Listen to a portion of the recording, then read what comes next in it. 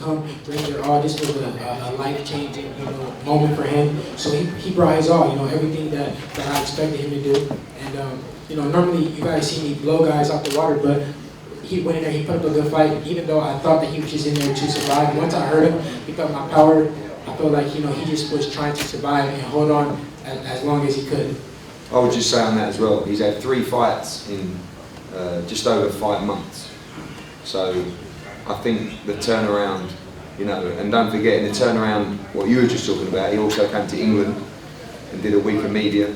He also flew to Las Vegas for media as well, and he always give 110% in camp. Like, he's never going to cut any corners.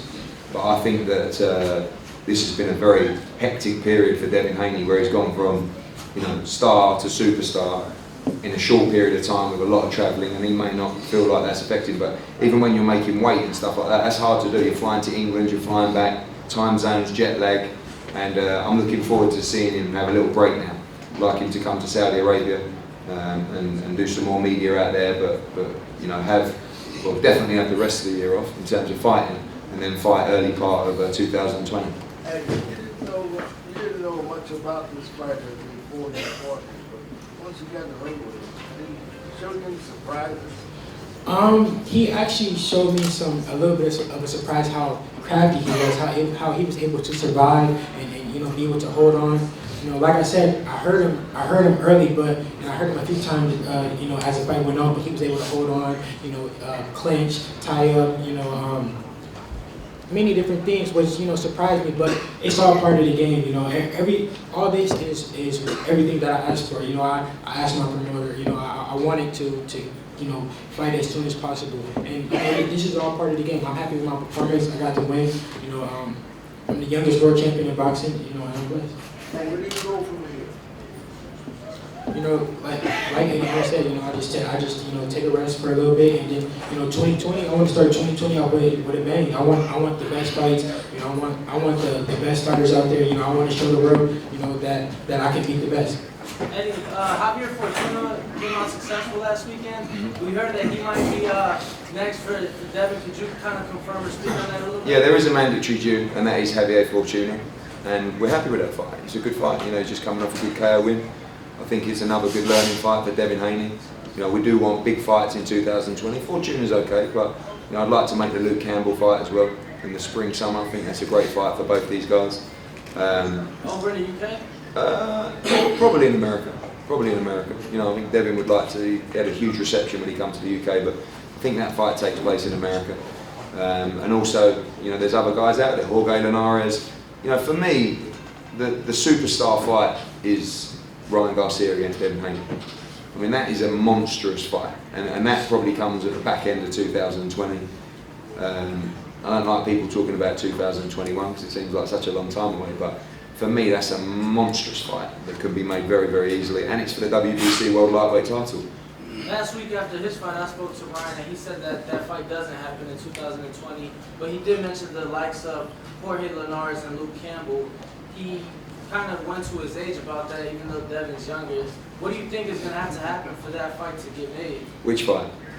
Devin and... Well, you can't make the fight if the other guy don't want to take the fight. But, I believe Ryan Garcia will like that fight. I believe there's a huge amount of money for that fight from DAZN as well at the right time. So what are you in the game for? He's going to want to challenge for the world title sooner or later. And Devin's a WBC world champion. We're all under the same network. It's a very, very easy fight to make. So, as Devin observed, Santiago was kind of reluctant to trade and kind of gave for not the most exciting fight of both legs, of course. And there's some brewing there. Are you a little disappointed that maybe you went the right opponent? I know there was a late change, but in retrospect, maybe a different opponent, a different style. Well, we had Petr Petrov, and I think that would have been a good fight. But unfortunately, the WBC fortunately made him world champion, and with 10 days to go, or just under 2 weeks to go. And they told us they wouldn't approve Petr Petrov. And the only fighter that we could find was Santiago that they would approve from the rankings. So I thought it was a good lightweight. I think it caused a lot of lightweights problems. And the problem was he was inexperienced. And that also sometimes made it more difficult for Devin, because at times he'd hold, he'd make it scrappy. I thought he started the fight very well, and then when Devin hurt him, he didn't want to exchange at all. No, I agree. I definitely thought Santiago was like pretty impressive. I just meant in terms of having an aesthetically pleasing fight with fans. Yeah, but you know what, Mike? It's not about just making fights that's going to make Devin Haney look good. You know, it's about giving him fights for him to learn in all different kinds of styles. You know, if we just chicken feed him easy fights against guys he can KO, he's never going to learn. He learned more tonight than he learned in the Moran fight, in the Abdullayev fight, you know, and also in the occasion as well. You know, he's never boxed in front of a big crowd like that, you know, full up arena and, you know, all the media, and that kind of stuff is important as well. But, you know, to make sure Devin gets the right schooling, and Bill wouldn't want to give him an easy fight. I mean, Bill picked that guy, and after 2 rounds I'm thinking, oh, I would have preferred Petrov, you know? And then he got hurt and he didn't want to, you know, he didn't want to exchange for his inexperience, really. So Devin Haney's got to be given every kind of fight. Southpaws, you know, scrappy fights, guys who come to trade, guys who run, because he's going to be the complete fighter. Eddie, how would you think a fighter like Alvarez, I think that's his last name, I can't remember, how do you think he would fare against the other prospects going 12 rounds with Devin Haney? I think he'd give them all problems because he's wiry, he's strong, you know, he can punch, he ties you up on the inside, and he's inexperienced. So he does, you know, at times, you know, he's going to be more awkward than perhaps he should be. So I think he was a good fighter. You know, he was ranked with the WBC. He's got some impressive wins already in his career, but he wasn't good enough to beat Devin Haney. Quick question for Devin. Would you consider taking a fight on such late notice in the future, considering how short amount of time you had? I mean, this is just another fight in my career to show that, you know, I'm a true champion. You know, I love to fight. I'm willing to fight whoever, whenever, you know, however. You know, like I said, you know, I knew that I was fighting. I was prepared, you know, for whatever. When I go in there, I make the adjustments, you know, needed to get the win, and that's what I did tonight. So, you know, it doesn't matter week, day, whatever. I'll be ready. And obviously, you're starting this new journey at 135 as the champion. But you've mentioned, you know, your stay's not going to be long in the division. How many fights do you foresee at 135 in 2020 before you move up? You know, it really just depends on, you know, in 2020, like I said, I want to make the big fights happen. If I can't get those big fights in 2020, then I'm going to move up to 140. You know, 135 is not easy for me to make.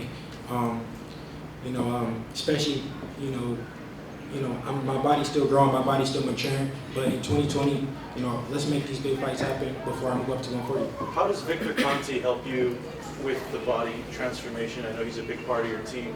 What has that process been like? Oh, he's helped me so much, you know, since I've been training with him. You know, he's took my boxing to the next level. You know, I thank him so much. If you see, I went 12 rounds strong. You know, the whole snack team has helped me tremendously. Eddie, I'm not sure if you saw, you mentioned obviously Fortuna as a mandatory. Also in the WBC rankings released at the convention, they had Gervonta Davis #1. I'm not sure if you saw Leonard Ellerby's comments as far as him not being mandatory, that they dictate what fights that they make and that he's nobody's mandatory. I'm not sure if you saw Leonard's comments this week as far as the fight with Haney. I didn't understand the words you said, but I'll answer that. Gervonta Davis is a great fighter, and Devin Haney against Gervonta Davis is a super fight that will and should happen, in my opinion. You know, he won a regular title at 130, and he's moving to 135 to fight for a regular title as well. If he wants to fight for a full world title, he can fight Devin Haney. But that's, you know, I see all those fights for Devin Haney materialising. He'll never turn down a fight, and tonight was a really important fight to get 12 rounds to prepare him for Ryan Garcia, Gervonta Davis, Mikey Garcia at 140 is a brilliant fight for him as well. Josh Taylor at 140 is a great fight for Devin Haney. Jose Ramirez at 140 is a great fight for Devin Haney. You will see him in all of these fights over the next few years. He's 20 years old. Ladies and gentlemen, WBC World Champion Devin Haney.